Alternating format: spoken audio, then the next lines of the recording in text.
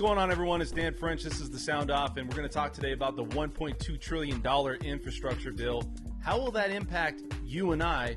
And also, where is this money coming from? Is inflation going to be a problem in the foreseeable future? This is supposed to help with roads and bridges and energy and infrastructure. Also the housing market. Even though it's going to be a very small portion of money towards that, it's supposed to help the housing market. So let's look at this video and see how this is going to work out.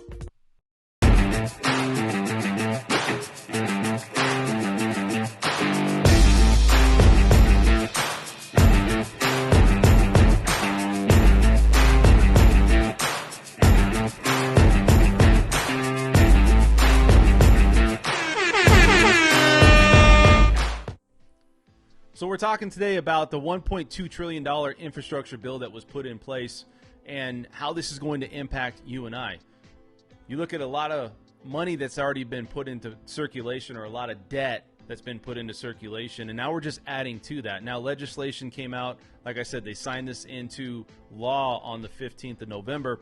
Now they're saying it's only going to be $350 billion on top of what debt we already have, which is running us right now about $29 trillion, which is crazy numbers, right? So you're looking at that. Now you say, well, how is this going to impact us as Americans? This is really going to help us.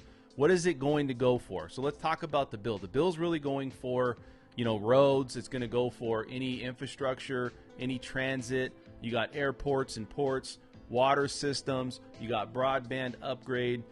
You got a lot of different things that this money's being allocated to. Now, one of them being affordable housing. And so is really affordable housing going to be really on the map? Or is it going to be a very small percentage of what that money gets allocated to? And I feel that it's going to be a small percentage, if any. I would say less than 10%.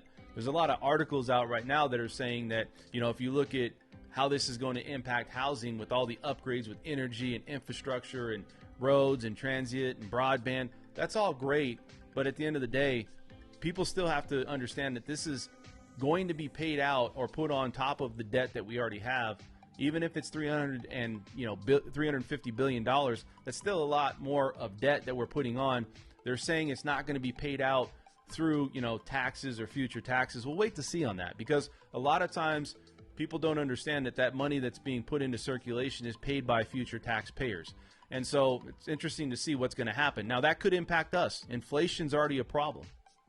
It's something we have to look at. Now, they're also talking about cryptocurrency and potentially putting a tax on cryptocurrency through a 1099-B. Now, I don't know if that's going to be, upheld, but we'll see. Again, this bill is trying to introduce a lot of different variables to try to help and stimulate the economy, repair the economy, or do some type of upgrade to the economy. That's a lot of money, $1.2 trillion, And so let's talk about the housing part. A lot of these cities and these states have to have this with open arms. They're not going to just come in and, some states and some cities might not want to have affordable housing. Now, Las Vegas has affordable housing going on, and we're actually, breaking ground on this here. But that doesn't mean that all of these cities and states are going to be able to have money to do this. And is this money going to run out? So I can't see how the housing market is going to benefit from this $1.2 trillion infrastructure bill. But we'll wait to see. I want you guys to comment in the comment section below. Let me know if you guys have any questions about that. And also like the like button, and also subscribe to my channel, please. I'm going to continue to put out these little, vlogs here to see what your guys' take is on it, and we'll go from there. I'm Dan French with the Sound Off. We'll see you at the next stream.